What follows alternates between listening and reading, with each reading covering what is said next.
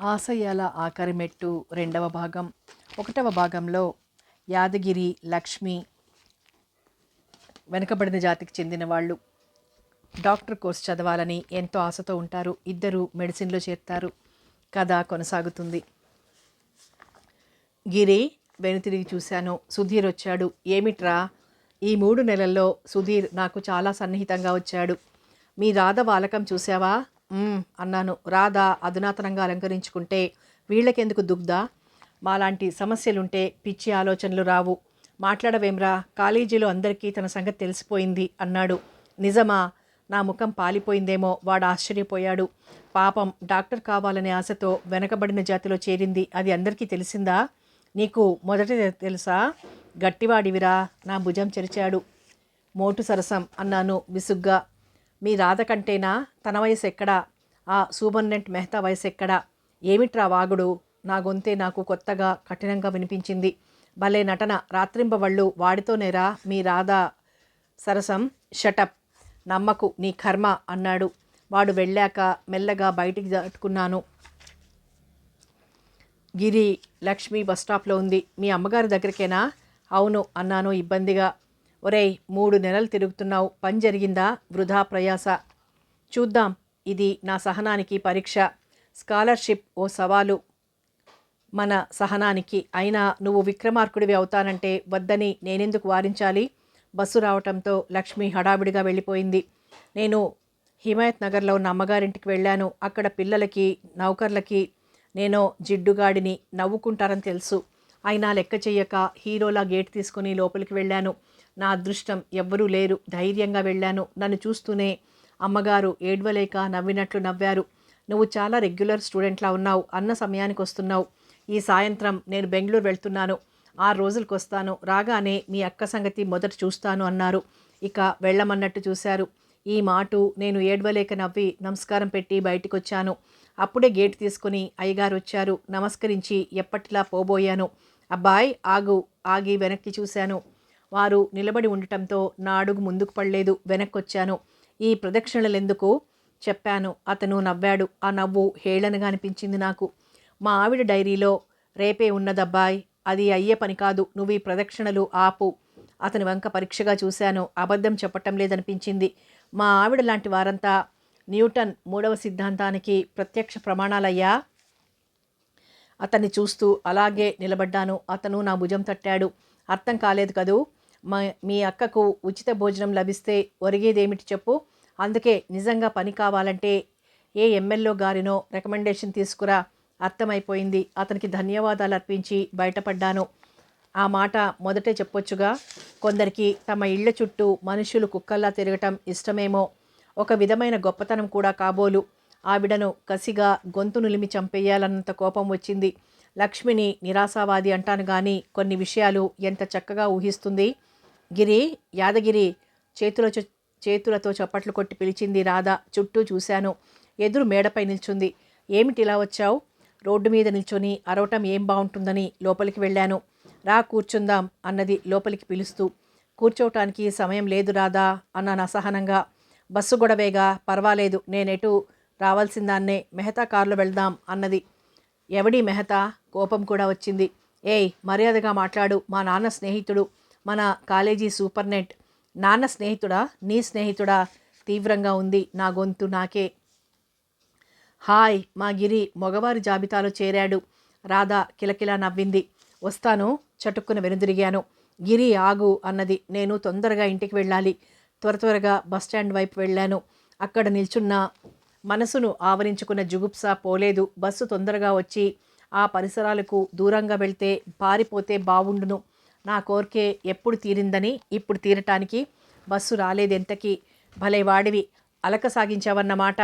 నా వెనకాల రాధ నిలబడింది. ఇక్కడికి ఎందుకు వచ్చావు? చెప్పానుగా ఇంటికి వెళ్ళాలని. నా వెంట రావటానికి నీకు అభ్యంతరం, నీ వెంట రావటానికి నాకేం అభ్యంతరం లేదు. ఆమెను ఒకసారి తేరిపారా చూసి తల వంచేశాను. ఈ సమయాన ఇక్కడ బస్సు దొరకదు. గిరి రిక్షాలో కాచిగూడ వెళ్ళి ట్రైన్లో సికింద్రాబాద్ వెళ్దాం అన్నది. నా దగ్గర డబ్బు రాసిపోసి లేదు. నా దగ్గరుంది, పదబోయ్. అదీ కాక నీతో మాట్లాడాలి అన్నది రాధ. నాకు రాధతో మాట్లాడి ఈ మిస్టరీ విడదీయాలనుంది. రిక్షా పిలిచి బేరమాడాను. ఇద్దరం ఎక్కాం. రాధతో అంత దగ్గరగా కూర్చోవటం ఇబ్బందిగాను, మరొక వైపు చాలా ఆనందంగానూ ఉంది. రాధ చనువిచ్చి కవ్వించినప్పుడు ప్రతిచర్య ప్రకటించే వయసు కాదు నాది. గిరి, ఈసారి ఆమె గొంతులోని గంభీరత ఎగిరిపోయింది. ఏమిటి అన్నాను సౌమ్యంగా. మనిషి ఒక పొరపాటు చేయకూడదు. చేశాడంటే అది కప్పిపుచ్చుకోవడానికి 100 పొరపాట్లు చేయవలసి వస్తుంది. కప్పిపుచ్చుకోవాలంటేనే బాధ. సరిదిద్దుకోవచ్చుగా అన్నాను. కొన్ని సరిదిద్దుకోవాలని ఉంటుంది, కానీ కొన్ని సరిదిద్దుకోలేని తప్పులు ఉంటాయి. నా పొరపాటు కప్పిపుచ్చుకోవడానికి నా దగ్గర అందం తప్ప ఏం మిగల్లేదు గిరి. రాధ కళ్ళు చెమర్చాయి. నీతో నేను ఏకీభవించలేను. నువ్వు మెడిసిన్ చదవకపోతే బ్రతకలేవా? గిరి, నేనెందుకు? లక్ష్మి బ్రతకగలదు, నువ్వు బ్రతకగలవు. మరెందుకీ ప్రయాస? ఆత్మాభిమానం చంపుకుని ఎవరినో ఉచిత భోజన సౌకర్యం కలగజేయమని ఎందుకు అడుగుతున్నావు? ఆశ్చర్యంగా రాధను చూశాను. శారీరకంగానే కాదు, మానసికంగానూ కూడా ఎదిగిపోయింది రాధ. జీవిత సమరంలో పట్టుదల వస్తుంది గిరి. కొందరు ఆదర్శాల పేరున పనికిమాలిన సిద్ధాంతాలను పట్టుకొని ముళ్లబాట ఎన్నుకుంటారు. వివేకవంతులు ఎలాగూ ఈ జీవిత సమరంలో దిగామో, ఉపాయంలోనూ మోసంలోనూ రాజబాటనే పోవాలని, సుఖాలు తేలాలని ఆశిస్తారు అని నువ్వు ఆత్మవంచన చేసుకుంటున్నావు. ఇందాక కన్నీళ్ళెందుకు పెట్టుకున్నావు? నా జీవితం తప్పుదారి పట్టిందని కాదు. తొలి వలుపు ఎందుకులే. ముఖం తిప్పుకుంది. చెప్పు రాధా, కనీసం నీలో నిజం చెప్పే ధైర్యం ఉందని తృప్తి పడతాను. గిరి, ఎందుకో చూసిన మరుక్షణమే నిన్ను నా వాడిని చేసుకోవాలని అనుకున్నాను. ఒక ఆశ ఫలించాలంటే మరొకటి బలిపెట్టాలనే భావనతో నా కళ్ళు చెమర్చాయి. ఆమె మాటలు వింటుంటే నా కళ్ళు చెమర్చడానికి సిద్ధంగా ఉన్నాయి. అది రాధకు కనిపించకూడదని పక్కకు ఏదో చూస్తున్నట్లు ముఖం తిప్పుకున్నాను. స్టేషన్ వచ్చింది. ఇద్దరం దిగాం. తన చేతిలో పట్టుకున్న డబ్బు రిక్షావాడికి ఇచ్చేసింది. ఇద్దరం ట్రైన్ ఎక్కాం. మెహతా గారితో మీ అమ్మగారికి లక్ష్మి గురించి చెప్పించమంటావా? మెహతా మాత్రం ఊరికే ఎందుకు చేస్తాడు? ఒక రాత్రి కోసం లక్ష్మిని పంపమంటే. రాధ ముఖం నేను అనుకోనంతగా పాలిపోయింది. అది 2 క్షణాలు మాత్రమే. ఆ తరువాత మామూలుగా అయింది. లక్ష్మిని కోరేటంత సరసుడు కాడులే మెహతా అన్నది. అవసరానికో ఆడది కావాలనుకుంటే నువ్వు ఆ విషయంలో నిశ్చింతగా ఉండు. వద్దులే రాధా, ఏదో మా తిప్పలు మేం పడతాం అన్నాను. ఆ తరువాత రాధ ఒక్క మాట కూడా మాట్లాడలేదు. రాధకు నిరూపించాలి, కష్టాలు కలకాలం ఉండవని, తన సహాయం అక్కర్లేదని, నిష్ఠూరం వేస్తుందని ఇంతవరకు వదిలేశాను. తల్లిదండ్రులకి ఈ విషయం తెలియదా? ఒక ఆశను చంపుకోవటం అంత కష్టమా? జవాబు దొరకని ప్రశ్నలు. ఇంటికి వెళ్ళి లక్ష్మిని మాట్లాడించలేక భోజనం చేసి పడుకున్నాను. ఒంట్లో బాగులేదేమిట్రా? నాన్న వచ్చి నుదురు తాకి చూశాడు. అలసట, అంతకంటే మరేం లేదు నాన్నగారు. కాలేజీకి వెళ్ళి ఇంటికి రాక ఎందుకు తిరుగుతావురా? సగం కోపం సగం ఆప్యాయత కలిపడిగారు. లక్ష్మి కోసం మీ మేడం గారి దగ్గరికి వెళ్ళాను. ఆమె మన మాట ఏం ఖాతరు చేస్తుందిరా? పెద్దలు దొరలే ఆమె ఇంటి ముందు పడుంటారు. జవాబు లేనట్టు దుప్పట్లో దూరాను. ఇదేం పిల్లగాడమ్మా, లక్ష్మీ లక్ష్మి అంటూ కలవరిస్తాడు? అమ్మ అనటం వినిపించింది. ప్రభుత్వ విధానంలో మార్పు లేదా? విద్యార్థి సౌకర్యం కోసం ఇచ్చే డబ్బు సమయానికి అందేలా ఇవ్వకూడదా? ఈ ఆలస్యానికి కారణం ఎవ్వరూ అడగరా? ఇదేనా అధికారం అంటే?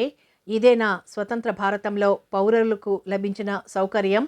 ఆలోచిస్తూ ఎప్పుడూ నిద్రపోయాను. లక్ష్మి కట్టుకున్న చీరవంక పరీక్షగా చూశాను. పాతది మాత్రం కాదు, కొత్తది కొన్నా అంత ధర పెట్టదు లక్ష్మి. అడగడానికేదో అడ్డొచ్చింది. నిన్న రాధ ఈ చీరలు పంపిందిరా, అభిమానపడవద్దని. ఆ డబ్బు నా స్కాలర్షిప్ వచ్చాక తీసుకుంటానంది. అన్నాను. నీకు కోపం వచ్చింది కదూ, ఏం చెయ్యను చెప్పు. నేను అందమైన ఫారిన్ చీరలు, పట్టు పీతాంబరాలు కోరుకోలేదు. ఒళ్ళు దాచుకోవాలి కదా. లక్ష్మి, మీ ముందు నేనే సంకుచితునేమో అన్నాను. నిన్న రాధ కనిపించిన విషయం చెప్పాను. ఆమె మెహతా గారితో రికమెండేషన్ చేయిస్తానందని కూడా చెప్పాను. వద్దులేరా, ఉచిత భోజన సౌకర్యం దొరికి నేను వెళ్ళిపోతే ఇద్దరు చిన్నపిల్లలు పూర్తిగా చెడిపోతారు. కష్టమో నిష్ఠూరమో ఆగని కాలంతో పాటు సాగిపోదాం అన్నది. మౌనంగా ఊరుకున్నాను. కాలేజీలు తీశారు. ఫ్రీ మెడిసిన్ మొదటి సంవత్సరం కూడా అయిపోయింది. మా ఉపకార వేతనం రాలేదు. నిజంగా ఒక్కొక్కసారి ఎంత కోపం వస్తుందంటే కనిపించిన వారినంతా చంపేయాలని, పని చెయ్యక ఆఫీసులలో ఆవులించే వారిని తన్ని తగలయ్యాలని. ఆ రోజు ఆఫీస్కి వెళ్ళాను. అక్కడ గుమాస్తా నింపాదిగా 2 రోజుల్లో పంపుతాను వెళ్ళమన్నాడు. ఇలా చెప్పటం ఎన్నోసార్లు విన్నాను. పంపటం ఇంతవరకు జరగలేదు. తీవ్రంగానే అన్నాను. ఏమిటయ్యా, తాతగారి సొమ్ము దాచిపెట్టినట్లు గోల చేస్తున్నావు? పనిచేసిన వారికి జీతాలే సకాలంలో అందటం లేదు ఈ కాలంలో. జాగ్రత్తగా మాట్లాడండి అన్నాను. అంత రోషం ఉంటే స్వంత డబ్బు పెట్టి చదువుకోరాదు? నా సహనాన్ని సవాల్ చేశాడు. స్వంత డబ్బో పరాయిదో నీ డబ్బు మాత్రం కాదు, ప్రభుత్వం ఇస్తుంది. మధ్య నీకెందుకు? ఇచ్చేదాకా ఆగరాదు? ఈ భిక్షాటన దేనికి అంటే అతని గూబ గుయ్యి మందేమో లబోదిబోమన్నాడు. ఒళ్ళంతా కండపట్టి ఉన్న దవడలు పీక్కుపోయి ఉండటం మూలాన నా చెయ్యి మండసాగింది. మాటలు తిన్నగా రాని అన్నాను మండిపడుతూ. అతని గోలకు నలుగురు చేరారు. నా వంక చూసారే తప్ప ఒక్కరూ కలగజేసుకోలేదు. అసహాయంగా బయటకొచ్చాను.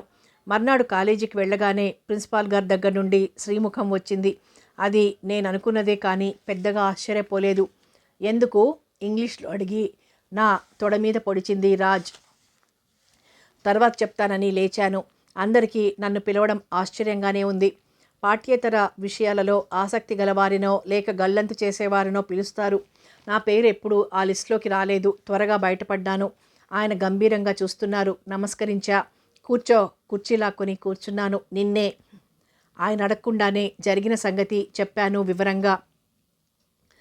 మాకు ఆర్థిక స్తోమత ఉంటే ఆఫీసుల చుట్టూ ఎందుకు తిరుగుతాం సార్? అతను అలా అవమానించవచ్చా అన్నాను. అది తర్వాత సంగతి. నీ ప్రవర్తనకి సంజాయిషి కావాలి. నిన్ను సస్పెండ్ చేస్తే ఏం చేశావు? మొదట నేను చెప్పేది వినండి సార్. నోనో, ఇలాంటి విద్యార్థుల వల్లే కాలేజీకి చెడ్డ పేరు వస్తుంది. అతను సీరియస్గా తన కళ్ళజోడు తీసి తుడిచిపెట్టుకున్నాడు. చూడు, మీరు 2 కోణాల నుండి చూడటం లేదు. నీ అభిప్రాయాన్ని ఆహ్వానించటం లేదు. You can go. నేను చేసేది చేసి తీర్తాను దృఢంగా చెప్పాడు. నేను బయటకు వచ్చేసరికి అందరూ ల్యాబ్కి వెళ్తున్నారు. వాట్? రాజ్ కుతూహలంగా అడిగింది. జరిగింది క్లుప్తంగా చెప్పాను. కొందరు నిలబడి విన్నారు. కొందరు మనకేమిటని వెళ్ళిపోయారు. వెనకాల నేను వెళ్ళాను. లక్ష్మి చివాట్లేసింది. అక్కడ కూడా ఏదో చదివించుకోవాలట. మనం నలుగురు నడిచిన దారిలో నడవాలి. నిజమే, ఆ మాట చెప్పొచ్చుగా అన్నాను. ఎవడికి చెల్లించాలో నాకేం తెలుసు? వాళ్ళు చెబుతారా? ఆలస్యమైతే గ్రహించాలి అన్నది విసుగ్గా. ఇప్పుడు తెలిసిందిగా. ఏం లాభం? ఈ పాటికే నీ విషయంలో నిర్ణయం జరుగుంటుంది. ఆవేదన ఆ కళ్ళల్లో స్పష్టంగా కనిపించింది. నాకు స్నేహితులు కానివారు కూడా ఈ విషయం చర్చించటం రాజు వల్ల జరిగింది. అందరూ కలిసి ప్రిన్సిపాల్ దగ్గరికి వెళ్ళాం. తప్పంతా ఒక విద్యార్థిపైకి తోయటం భావ్యం కాదని, దాని వెనకాల ఉన్న గొడవ సానుభూతితో పరిశీలించాలని కోరారు. ఇదో తద్దినం. ఏమైనా చర్య తీసుకుంటే గొడవలు. ఆయన విసుక్కున్నారు. ఆ తర్వాత నన్ను గుమాస్తాని పిలిచి రాజీ కుదిర్చారు. వారం రోజులు స్కాలర్షిప్ అందుతుందని హామీ ఇచ్చారు. విషయం తేలిపోయినందుకు హాయిగా నిట్టూర్చాను. 4 రోజులు దొర్లిపోయాయి. సాయంత్రం రాగానే నాన్న నాపై విరుచుకుపడ్డారు. ఏమిట్రా, నీకు బుర్ర ఉందా? ఏమిటి నాన్న? అదేదో ఆ నక్సలైట్ పార్టీలో చేరావట కదా? నేనా? మరి నేనా? మనకు పార్టీలు ఎందుకురా? తిని చదువుకోరా అంటే అరగటం లేదా? ఇష్టం వచ్చినట్లు తిట్టారు. నక్సలైట్లు పార్టీలో చేరినావా? అయ్యో, ఇదేం రాత రాశావు దేవుడో అంటూ అమ్మ శోకాలు పెట్టింది. అబ్బా, ఏమిటమ్మా గోలా? మీకెవరు చెప్పారు నాన్న? ఎవరో చెబితే ఎగిరిపడేంత వెర్రివాడిని కానోయ్. మీ లెక్చరర్ చెప్పాడు. తెల్లబోయాను. మనస్తత్వం క్షుణ్ణంగా చదివిన అధ్యాపకులు ఎంతటి మాట అయినా అంటారు. నిజానికి నక్సలైట్ అంటే ఏమిటో తెలుసా వారికి? ముఖం మీద ఏదైనా స్పష్టంగా అడిగినా ఆవేశపడినా వాడు కమ్యూనిస్టో నక్సలైటో అంటారు. ఒరేయ్ నాన్న, ఈ పార్టీ వదలరా అమ్మ బ్రతిమాలింది. అమ్మా, నక్సలైట్ అంటే ఏమిటి అడిగాను. అదేదో తలలు కోసే పార్టీ అట. తలలు కోసి మెడలో గుచ్చి వేసుకుంటారా? పిచ్చిదానివమ్మా, మీ అపోహలు మానండి. నక్సలైట్లు మనలాంటి మనుష్యులే. అన్యాయాన్ని సహించరు. నక్సల్ బరీ అనే ఊర్లో ఉద్యమం మొదలైంది. అందుకే నక్సలైట్లు అంటారమ్మా. వారేం రాక్షసులు కారు అన్నాను. అలాంటి పార్టీలు మనకొద్దురా. నాన్నకు అసలు సంగతి అర్థం చేసుకునేందుకు గంట పట్టింది. ఇంతేనా అని అప్పుడు నిట్టూర్చాడు. మర్నాడు కాలేజీ నుండి వచ్చేసరికి అమ్మమ్మకు పక్షవాతం వచ్చిందని టెలిగ్రామ్ వచ్చింది. నాన్నకు బయటి పరులు. అమ్మ చిన్నపిల్లల్ని వదిలిపోలేదు. నన్నే వెళ్ళి అమ్మమ్మని తీసుకురమ్మన్నారు. వెళ్ళేటప్పుడు లక్ష్మిని చూద్దామని వెళ్ళాను. పెద్దమ్మ విచారంగా కూర్చుంది. లక్ష్మి లేదా పెద్దమ్మ? అలా అత్తయ్య వాళ్ళ కొట్టుకు వెళ్ళిందిరా. మీ పెదనాన్న 4 రోజుల నుండి ఒక్క పైసా ఇవ్వటం లేదు. అక్కడ ఇక్కడ అప్పులు చేసి గడిపాను. 3 రోజులాయే. పెద్దదేం తినలేదు. నా కడుపులో ఎవరో చెయ్యి పెట్టి దేవినట్టయింది. నేను ఈ మధ్య రాజ్ సుధీర్ కంపెనీలో ఎక్కువగా ఉంటూ రాధ ఉందిగా అనుకుంటున్నాను. అత్తయ్య బియ్యం ఇవ్వకపోతే అమ్మ దగ్గర తెచ్చుకో పెద్దమ్మా. అట్లనే అంది. నేను ఊరు వెళ్తున్నానని చెప్పి వెళ్ళిపోయాను. రాత్రికి ఊరు చేరుకున్నాను. మా మేనమామ కూడా తాపీ మేస్త్రి. నన్ను చూసి ఓ వీఐపీని చూసినంత సంబరపడ్డాడు. అమ్మమ్మను తీసుకురమ్మనింది మామయ్య. అయ్యా అన్నాడు చేతులు నిలుపుకుంటూ. అమ్మమ్మ ఉన్న చోటుకి వెళ్ళాను. గాలి వెలుతురు నోచని గది, ఎటు తిరగటం లేదు. మన సెల్లె గౌరమ్మ పెద్ద కొడుకే అమ్మా, మామయ్య చెప్పాడు. ఆ ఆ అంటూ నోరు మాట పెగలటం లేదు. కుడి పార్శ్వం పూర్తిగా పడిపోయింది. సైగలు చేస్తూ ఏడుస్తోంది. నాకు కళ్ళు చెమర్చాయి. తమ్ముళ్ళు పుట్టినప్పుడు, చెల్లెండ్లు పుట్టినప్పుడు ఆమె మా ఇంటికి వచ్చినా, మేము ఊరొచ్చినా పెద్ద మనవడంటూ క్రిందికి దింపేది కాదు నన్ను. కుండల్లో దాచిన మరమరాలు, శనగలు రహస్యంగా పెట్టేది. వీధంతా తిప్పుతూ అన్నం తినిపించేది. ఊరుకో అమ్మమ్మ, నేను పట్నం తీసుకుపోదామని వచ్చాను. దగ్గర కూర్చుని కన్నీరొత్తాను. నోరు రాదని చూపించింది నోటితో. అప్పటికే నా కళ్ళు చీకటికి అలవాటు పడ్డాయి. గదిలో వారిని చూశాను. అత్తయ్య ఒక మూల నిల్చుంది. 4 పిల్లలు మురికి బట్టలతో ఆమెను ఆనుకుని నిల్చుని నా వంక జిజ్ఞాసగా భయంగా చూడసాగారు. బాగున్నావా అత్తయ్య అన్నాను. ఇదిగో ఇట్లా ఉన్నాం. అమ్మ అయ్య బాగున్నారా? ఉలిక్కిపడ్డాను. మా చిన్నప్పుడంతా నాన్నను అయ్య అనే పిలిచేవారం. లంచంగా చాక్లెట్లు ఇచ్చి భయపెట్టి నాన్న మాన్పించారు. సుసవ్వ పెండ్లీడుకు రావచ్చు, మళ్ళీ తనలో తానే అనుకుంది. సుసవ్వ అంటే మా పెద్ద చెల్లెలు సుశీల. దానికి 12 ఏళ్ళు. అప్పుడే పెళ్ళేమిటి? అంతలో నేను పుట్టిన జాతిలో 10 ఏళ్లకే పెళ్లి చేస్తారని గుర్తుకొచ్చింది. అంతా బాగున్నారు అత్తయ్య, సుశీల చదువుకుంటుంది అన్నాను. అట్లనా? ఆశ్చర్యపోయింది. మామయ్యకు పెద్దబ్బాయి ఉండాలి. వాడు తమ్ముని ఈడువాడే. చిన్నప్పుడు వాళ్ళిద్దరూ కొట్లాడుకుంటే నేను తగువ తీర్చేవాడిని పెద్ద తరహాగా. వాడి పేరు గుర్తుకు రావటం లేదు. పెద్దాడు ఏడి మామయ్య? రాములుగాడా? ఆడి సంగతి అడక్కు కొడక. నన్ను చూస్తే కండ్లు నల్లబడ్డాయి. చదువు లేదు, పంచెయ్యడు. అదేదో ఎన్టీ రామారావట. ఆయన్ని అంటుకొని తిరుగుతాడు. సినిమాలా ఏసమిస్తాడంట. ఏసం. మామయ్య కంఠం హెచ్చింది. ఏం వేస్తే తప్ప? ఇయాల ఏసం వేసిన పెద్దోళ్ళంతా రాముల్లాంటోళ్ళ అంటలే. ఆడిని చూస్తే కండ్లు మండుతాయి. పదండ్రా పోరలు. పిల్లల్ని తీసుకుని అత్తయ్య రుసరుసలాడుతూ బయటకు వెళ్ళిపోయింది. పెద్ద గదికి ముందు వసారా ఉండేది. ఇప్పుడు ఆ వసారాలో గోడలు పెట్టి అమ్మమ్మ కోసం గది తయారు చేశారు. అత్తయ్య సణుగుడు వినిపిస్తోంది. ఈయన ఉద్ధరించిండంట. అదే గౌరమ్మ మొగుడు చూడు, రాసి పని వదిలి గుత్తదారుడయ్యిండు. నా కర్మ. అక్కడ ఎక్కువసేపు కూర్చోలేకపోయాను. అమ్మమ్మ మూత్రం చేసిన మట్టి మూకుడు నిండుగా ఉండి వాసనేస్తోంది. ఇంకేదో వేగటు వాసన వస్తోంది. బయట కూర్చుందాం మామయ్య. లేచొచ్చేశాను. బయట మేకులు తేలిన పీట మంచముంది. దాని చివర్లో జాగ్రత్తగా కూర్చున్నాను. ఓ 6 ఏళ్ల అమ్మాయి చిన్న చిమ్నీ వెలిగించి నేను కూర్చున్న సీటు చివరగా పెట్టి వెళ్ళిపోయింది. ఆ రాత్రి అక్కడ గడపాలి, తప్పదు. దాదాపు 10 ఏళ్లుగా నాన్న మమ్మల్ని ఈ ఛాయలకు రానియ్యలేదు. కలవరమాయే మదిలో నా మదిలో అంటూ పాట పాడుతూ ఓ అధునాతనంగా బట్టలు వేసుకున్న యువకుడొచ్చాడు. నన్ను చూడగానే పాట ఆపి కళ్ళు పెద్దవి చేశాడు. అట్ల చూస్తావేందిరా? గౌరత్త కొడుకు యాదగిరి బావ, దండం పెట్టు. మామయ్య గళ్ళ పైపంచ నిండుగా కప్పుకుంటూ అడిగాడు. ఓ brother in-law, good night.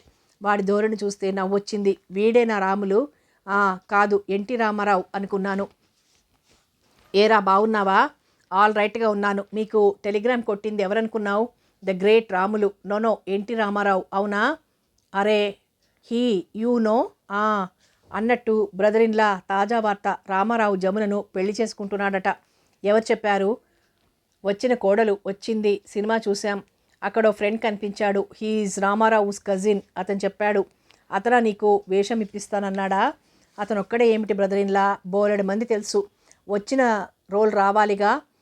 Athreya లేడు, అతనికి చదువే రాదంట. పాటలు మాటలు భార్య రాసి పెడితే తన పేరు వేసుకుంటాడట. సినిమా పరిజ్ఞానం బాగా సంపాదించావురా. మీ ఇంటికి తీసుకెళ్ళు, then you can see my talent. అమ్మ బాబోయ్, వీడిని తీసుకువెళ్తే నాన్నగారు చాకిరేవులో దుప్పట్ను ఉతికినట్లు ఉతికి పారేస్తాడు. కుడుకుందుకు లేవు, అత్తయ్య పిలిచింది. అది భోజనానికి ఆహ్వానం అన్నమాట. ఇక్కడే తింటాడే. అయ్యో, ఏమైనా డబ్బులున్నాయా? హోటల్కి వెళ్ళి మీల్స్ తీసుకుంటాం. రాములు అడిగాడు. అక్కర్లేదు, వడ్డించత్తయ్యా అన్నాను. ముందు తడికెలతో కట్టిన స్నానాల గది. అందులో పెద్ద పరుపు బందా ఉన్నాయి. కాళ్ళు చేతులు కడుక్కొని వచ్చి లుంగీ పంచె బ్యాగ్లోంచి తీసి కట్టుకున్నాను. మామయ్యకు రాములకు ఎత్తుపళ్ళాలు పెట్టి నాకు కళాయి వేసిన ఇత్తడి పళ్ళెం పెట్టింది. అన్నం, ఉల్లిపాయలు, ఎండు చేపలు కలిపిన పులుసు వేసింది. మేము కూర్చున్నాం. చిన్నపిల్లలు గుడ్లు మిటకరించసాగారు. వాళ్లకు పెట్టత్తా? పెడతాలే, మీతో పాటు కూసుంటే కుండల బువ్వ మిగులుతుందా? మామయ్య నేను చర్చించి తెల్లవారుజామున బండి కట్టి అమ్మమ్మని తీసుకువెళ్ళటానికి నిశ్చయం చేశాం. బండిలో అయ్యరాని మనం రైల్లో వెళ్దాం. రాములు ప్రతిపాదన. వాడిని వదిలించుకోవాలంటే నేను బండిలోనే వెళ్ళాలి.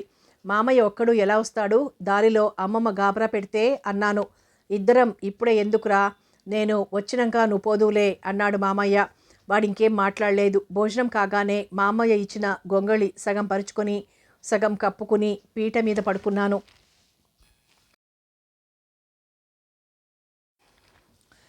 ఇంట్లోకొచ్చి ఆశ్చర్యంగా చూశాను. మా ఇంటికి పెదనాన్న ఇంటికి తాళాలు వేసున్నాయి. పిల్లలు మాత్రం వరండాలో ఆడుకుంటున్నారు. అమ్మ వాళ్ళేరి అడిగాను చిన్న చెల్లెలు బుజ్జిని. మరి మరి మన రచ్చక్క పడిందట, అందరూ పోయిండ్రు అన్నది. ఎక్కడ పడింది? వివరాలు తెలియవు. ఒక వంక 2 రోజులు అలవాటు లేని బండి ప్రయాణం చేసిన చిరాకు. మామయ్య బండిని ఎడ్లను ఓ వ్యవసాయదారుడి దగ్గర తెచ్చాడు. అవి అలవాట్లేని కారణాన నడిస్తేనే. రాత్రి ఓ ఊరిలో ఆగి మళ్ళీ కట్టాం. బండిలోంచి దింపి అమ్మమ్మను వరండాలో పడుకోబెట్టాం.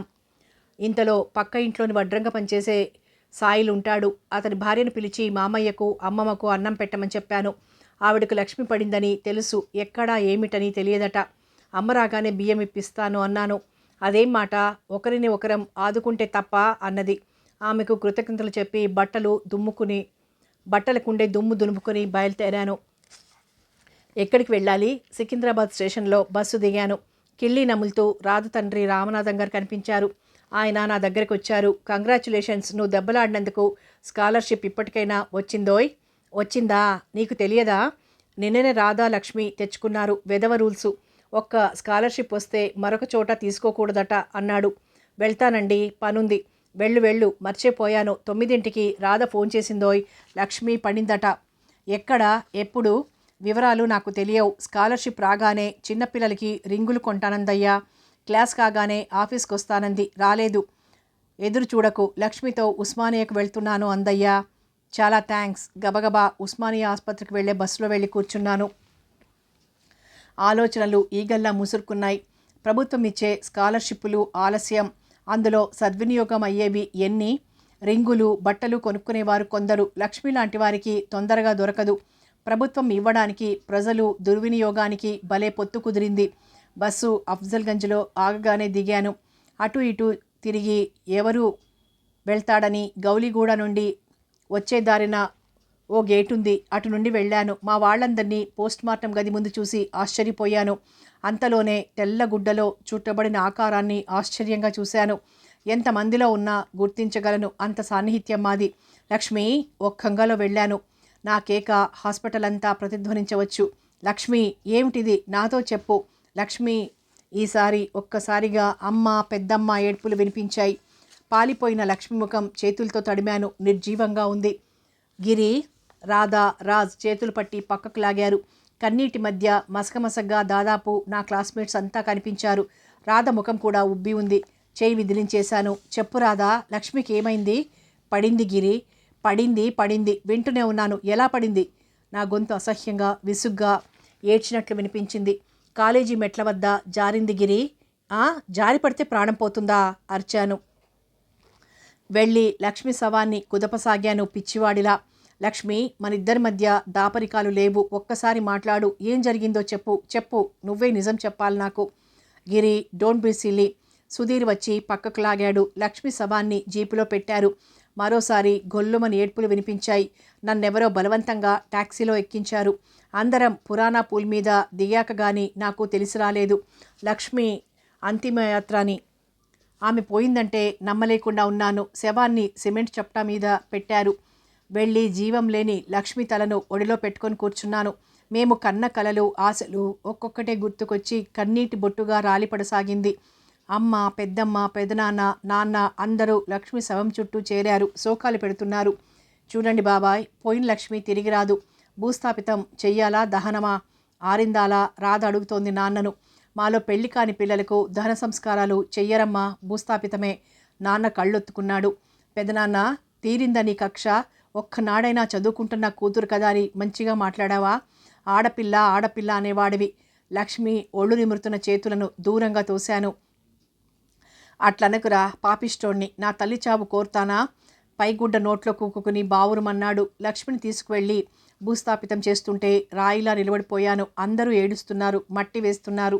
నాకు ఏదీ చేయాలనిపించటం లేదు. జరిగిందంతా నిజమేనా అనిపిస్తోంది. గిరి, లక్ష్మిపై ఆఖరిసారిగా మట్టి వేయవు. రాధొచ్చి భుజం తట్టింది. రాధా, ఒక్కసారి నా కళ్ళ ముందు ఎన్నో దృశ్యాలు కదిలి కన్నీటిమయం అయ్యాయి. మట్టి వేయటానికేరా రాధా మనం కలిసి తిరిగింది? లక్ష్మికి ఏమైంది చెప్పు రాధా. ఏడ్చాను, పసిపిల్లాడిలా ఏడ్చాను. రాధ నా కళ్ళొత్తింది. ఊరుకో ఊరుకో అంటూ తను కళ్ళొత్తుకుంది. రా వెడదాం, నాన్నొచ్చారు, మేం తీసుకొస్తాం, మీరు పదండి బాబాయ్ రాధన్నది. వాళ్ళు వెళ్ళాక శక్తి లేని వాడిలా రాధ చేయి పట్టుకుని రోడ్డుపైకొచ్చాను. ట్యాక్సీ దగ్గర సుధీర్, మరో 2 క్లాస్మేట్స్ నిల్చున్నారు. సుధీర్, దగ్గరలో టీ కానీ కాఫీ కానీ దొరుకుతుందా? మదీనా దగ్గర ఆపుదాం రాధా అన్నాడు వాడు. శక్తి లేనట్టు ట్యాక్సీ ఎక్కి కూర్చున్నాను. అందరూ ఎక్కాక ట్యాక్సీ కదిలింది. నాకు ఇరువైపులా రాధా, సుధీర్ కూర్చునున్నారు. ట్యాక్సీ మదీనా ముందాగింది. ముందు సీట్లో కూర్చుని స్నేహితులు దిగి కాఫీ కోసం వెళ్లారు. సరిగ్గా చెప్పండి, లక్ష్మికి ఏమైంది? పోస్ట్ మార్టంలో ఏం తెలిసింది? అది ఇంకా వివరంగా తెలియదు. కొందరు అనుకోవటం లక్ష్మి ప్రెగ్నెంట్ అని. సుధీర్ చెంపపై ఒక్క దెబ్బ వేశాను. ఎంత ధైర్యం! అగ్నిలాంటి లక్ష్మిని ఎంత మాటన్నాడు! గిరి అతను తెల్లబోయినట్టు చూశాడు. ఊరుకో సుధీర్, గిరి సంగతి తెలిసే అంత మాట అంటున్నావా? మన క్లాస్మేట్స్ కొందరు గద్ద ఎగిరిందంటే గుర్రం ఎగిరిందంటారు. రాధ సర్ది చెప్పింది. సారీ సుధీర్ అన్నాను. కాఫీ వచ్చింది, అందరం తాగాం. నిజంగా సుధీర్ చెప్పినట్లు అనుకుంటున్నాం రాధా.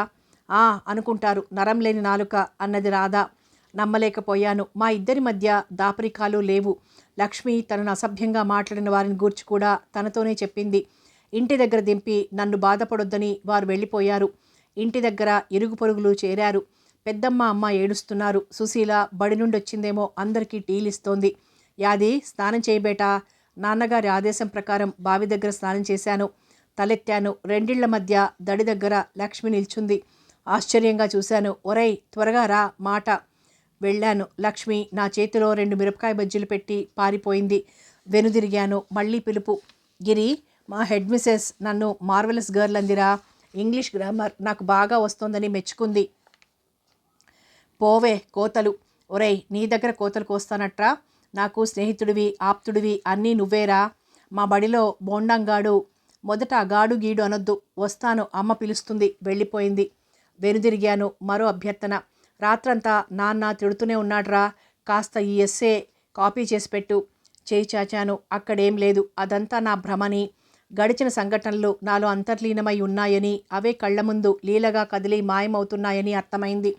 ఇక మీదట నా బాధలు నావే, నా సంతోషం నాదే. ఇంత దగ్గరగా పంచుకునేదెవరు? అన్నా చాయ్.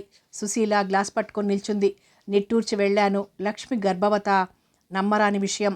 ఇంట్లోకి రా, నాన్నగారు పిలిచారు. వెళ్ళి పడుకున్నాను. ఒక్క పని చేయాలనిపించటం లేదు. 2 రోజులు జీవోత్సవంలా పడున్నాను. రాధ 2 సార్లు వచ్చి ఓదార్చి వెళ్ళిపోయింది. పెద్దనాన్న నిన్ను రమ్మంటున్నాడ్రా. నాన్న పిలిచాడు. వెళ్ళాను. అక్కడ సరంజామా చూసి ఆశ్చర్యపోయాను. ఏమిటి పెద్దనాన్న? ఈరోజు లక్ష్మమ్మ 3వ దినంరా. పెళ్లిగాని పిల్లకి 10వ దినం చెయ్యర్రా. వాళ్ళకిష్టమైన వంటకాలు చేస్తారు. ఇష్టమైన మనుషులు పోవాలా. చిచి, అది బ్రతికుండగా ప్రీతిగా ఒక్కరోజు భోజనం పెట్టావా? సమాధి మీద ఇవన్నీ పెట్టి మీ మూర్ఖత్వం బయట పెట్టుకోండి. వెనక్కి తిరిగాను. ఇది ఆచారం రా నాన్న అన్నారు. అవును నాయన, మామయ్య వంత పాడాడు. ఆహా, వెనకబడ్డ జాతి అంటే అభిమానపడ్డాను. నిజంగా మనం అట్టడుగుకే ఉన్నాం. బస్ పాస్ అడిగితే చిర్రుబుర్రుమనేవాడివి. ఇప్పుడు డబ్బెలా వచ్చింది? ఉంటే లేదంటాన్రా. నా దగ్గర పైసెక్కడిది? లక్ష్మమ్మదే వచ్చింది. భ్రాన్పడిపోయాను. ఎంత దయనీయమైన స్థితి. మన దేశంలో సగం బీదత్వం మానవుడు అవివేకంతో సృష్టించుకున్నదే. చరచరా వెనక్కొచ్చాను. అమ్మమ్మని తీసుకుని చార్మినార్ ఆయుర్వేద ఆసుపత్రికి వెళ్ళి ముడుపు చెల్లించి ఆమెను చేర్పించాను. ఆ తరువాత మామయ్యను పంపి వింతగా కొత్తగా అనిపించే ఆ బజార్ను చూస్తూ అక్కడే కూర్చున్నాను. రారా గిరి, మా ప్రొఫెసర్ గారు పిలిచారు. నేను వెళ్ళగానే వెళ్ళి అతని ఎదురుగా కూర్చున్నాను. 5 నిమిషాలు గడిచాయి. ఏమిటిలా వచ్చావు? సార్, ఒక్క మాట. లక్ష్మి పోస్ట్ మార్టం గురించి నిజం కావాలి. అబద్ధం చెప్పాల్సిన అవసరం ఏముంది? కాదు సార్, లక్ష్మికి ప్రెగ్నెన్సీ వచ్చిందని అది బయటపెట్టి చచ్చిన అమ్మాయిని అల్లరి పెట్టడం బాగుండదని ఏదో. నోనో, అలాంటిదేం లేదు గిరి. అమ్మాయి శరీరం నీలవర్ణం దాల్చింది. ఆత్మహత్య అని అనుమానపడ్డారు అంతే. అన్నాడాయన సిగరెట్ వెలిగించుకొని. నిజానికి నాకేం తెలియదు. అందరూ అనుకునే పుకార్లు వినడం ఇష్టం లేదు. లక్ష్మి చావుకు కారణం చెప్పగలరా? నాళిక పూర్తిగా కూడుకుపోయింది. కొన్ని రోజుల నుండి అన్నం తినలేదా అమ్మాయి? కారణాలేమిటో మనకు తెలియవు. నా కళ్ళ ముందు చీకట్లు కమ్మాయి. తల గిరగిరా తిరగసాగింది. ఎంత కఠిన సత్యం! ఈ పుణ్యభూమిలో ఒక వైద్య విద్యార్థిని ఆకలి చావు చచ్చిందా? గిరి, మిస్టర్ గిరి, నా భుజం పట్టి కుదిపాడాయన. సార్, లేచి విసుగ్గా కూర్చుని ఆయన ఇచ్చిన కాఫీ తాగి ఇంటికొచ్చాను. ఒక విధంగా లక్ష్మి మరణానికి కారణం నేను కాదు కదా. రాధ తన పరపతి ఉపయోగించి ఉచిత భోజన సౌకర్యం కలుగజేస్తానంటే అంగీకరించలేదు. ఇంటికి వెళ్ళాను. వరండాలో వేసిన కుర్చీలో ఓ 30 ఏళ్లావిడ కూర్చునుంది. కింద పెద్దమ్మ శోకాలు పెడుతోంది. అమ్మ కళ్ళొత్తుకుంటోంది. కాస్త దూరంలో లక్ష్మి క్లాస్మేట్ ఒక అమ్మాయి కూర్చుంది. లక్ష్మి వర్ణించేది వాళ్ళ కెమిస్ట్రీ టీచర్ని. అచ్చం అలాగే ఉంది. సందేహం లేదు. ఆవిడే. వెళ్ళి నమస్కరించాను. నువ్వు గిరివా? మీరు కెమిస్ట్రీ టీచరా అన్నాను. లక్ష్మి ఇద్దరిని పరోక్షంగా బాగానే పరిచయం చేసింది. ఆమె కళ్ళు చెమర్చున్నాయి. ఈ కోర్సు చదవకపోయినా లక్ష్మి బ్రతికేదేమో. ప్రభుత్వం కల్పించే సదుపాయాలు ఇంత నిరర్థకమైనవని తెలియక నేనే ప్రోత్సహించాను బాబు. నేను ఒక్కొక్కసారి అలాగే అనుకుంటానండి అన్నాను. ఈ దేశంలో మనలాంటి వారికి ఆశలు ఆశయాలు ఉండకూడదు. సాంఘిక పరిస్థితులు, మన చుట్టూ పద్మవ్యూహంలా అల్లుకుపోయిన ఆచారాలు మనల్ని బయటికి రానియటం లేదు. నిట్టూర్చారావిడ. ఆవిడను సాగనంపుతూ బస్టాండ్ వరకు వెళ్ళాను. హృదయం ఎంతో తేలిక పడింది. అందుకే కష్టసుఖాలు ఆత్మీయులతో పంచుకోవాలంటారు. నీ చదువు అశ్రద్ధ చేయకు గిరి. మీ ఇద్దరి ఆశయాలు ఒక్కటే కదా. లక్ష్మి ఆత్మ శాంతించాలంటే నువ్వు బాగా చదువుకోవాలి అన్నారావిడ. ఆవిడ మాటల్లో వెన్నెల వంటి శీతలత్వం అనుభవించాను. అప్పుడప్పుడు కనిపించమని ఇంటి అడ్రస్ ఇచ్చి వెళ్ళారు. ఈరోజు 2 విధాలా శాంతి పొందాను. లక్ష్మి పైనున్న అపవాదు తొలగిపోయింది. లక్ష్మి టీచర్తో మాట్లాడాను. ఇంటికొస్తుండగా రాధ కనిపించింది. గిరి, రా కూర్చుందో గాని. వెళ్ళాను. ఏమిటో రాధను అసహించుకోలేక, ఆరాధించలేక సతమతమైన క్షణాలున్నాయి. ఏం మౌనంగా భోంచేస్తున్నావు? తిండి దొరక్క లక్ష్మి విషయం చెప్పే వరకు నా మనసుండలేదు. అనవసరంగా అభిమానానికి పోయి ప్రాణం తీసుకుంది గిరి. నాకు తెలుసు లక్ష్మి గర్భవతి కాదని. ఆకలి చావు అనుకునే కంటే ఇదో విధంగా గొప్ప కదా. రాధా అన్నాను. రాధ ఏం మాట్లాడుతుంది? నా మనసు నాకు అర్థం కావటం లేదు. సనాతనాన్ని గౌరవించాలా, అధునాతనాన్ని ఆహ్వానించాలా? తీసుకో. టిఫిన్ కాఫీ ఇచ్చింది. ఉప్మా తీసి నోటి దగ్గర పెట్టుకున్నాను. ఒరే గిరి, నేను సంపాదించటం మొదలు పెడితే వరుసగా వారం రోజులు జీడిపప్పు వేసి ఉప్మా చేసుకుంటాన్రా. నిజంగా ఎంత రుచిగా ఉంటుందో. తరచుగా లక్ష్మి చెప్పే మాటలు చెవుల్లో గింగురుమన్నాయి. అప్రయత్నంగా చెంచా జారిపడింది. ఏమిటి గిరి, ఏమైంది? రాధ అడిగింది. లక్ష్మికి క్షమించు రాధా. త్వరగా లేచి బయటికొచ్చాను. నా కాళ్ళు ఎటు లాక్కుపోతున్నాయో తెలియదు.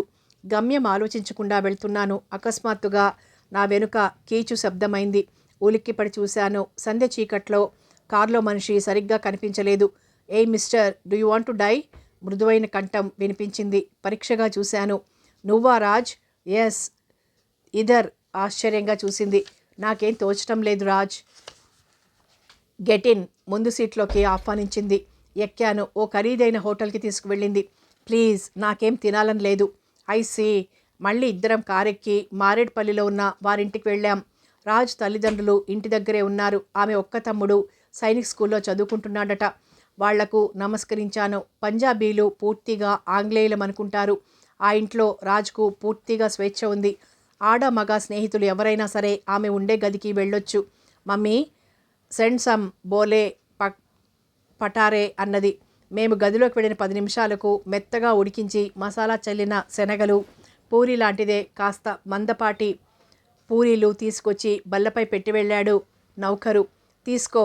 తన గదిలో ఉన్న చిన్న రెఫ్రిజిరేటర్ తీసి నాకు అంతవరకు పేరు తెలియని ద్రవాలు కలిపిచ్చింది. ఏమిటిది? వాట్? ఆశ్చర్యంగా చూసింది. ఆధునిక యుగంలో తాగనివాడు బీసీ నాడు పుట్టవలసిన వాడని అనుకుంటారు. ఆశ్చర్యం దేనికి? నాకు అలవాట్లేదు అన్నాను. Let's start today. గ్లాస్ నాకు అందించి నా గ్లాసును తన గ్లాసుకు తాకించి చీర్స్ అంది. నాకదో ఛాలెంజ్గా ఉంది. ఆడపిల్ల అంత చొరవగా ఉంటే నాకేం?